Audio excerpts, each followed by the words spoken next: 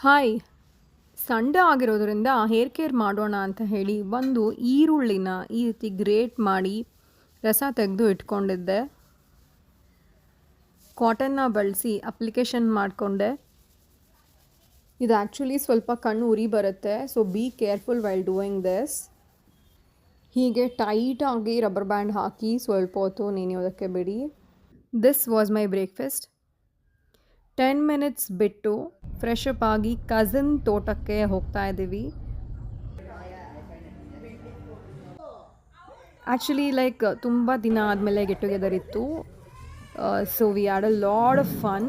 ಎಲ್ಲರೂ ಕೂಡ ಊಟ ಮಾಡಿ ಮ್ಯೂಸಿಕ್, ಡಾನ್ಸ್, ಗೇಮ್ಸ್ ಅಂತಲೇ ತುಂಬ ಹೊತ್ತು ಅಲ್ಲೇ ಟೈಮ್ ಸ್ಪೆಂಡ್ ಮಾಡಿದ್ವಿ. ಮ್ಯೂಸಿಕಲ್ ಚೇರ್ ಅಂತೂ ತುಂಬಾ ಎಂಜಾಯ್ ಮಾಡಿದ್ವಿ. ಆಲ್ಮೋಸ್ಟ್ 1.5 ಅವರ್ ಇದೇ ಆಯಿತು. ಅದಾದಮೇಲೆ ಫೈನಲಿ ಫೋಟೋ ಸೆಷನ್ ಎಲ್ಲ ಮುಗಿಸ್ಕೊಂಡು ನಮ್ಮ ಫಾರ್ಮ್ಗೆ ಹೋಗಿ ಬರೋ ಅಷ್ಟೊತ್ತಿಗೆ ನೈಟ್ ಆಗೇ ಹೋಯಿತು. ಸೊ ಡಿನ್ನರ್ಗೆ ಅಂತ ನಮ್ಮ ಬಸವನ ಗುಡಿಯಲ್ಲಿರೋ ನೀಮ್ಸಿ ಹೋಟೆಲ್ಗೆ ಹೋಗಿ ಊಟ ಮಾಡ್ಕೊಂಡು ಬಂದ್ವಿ.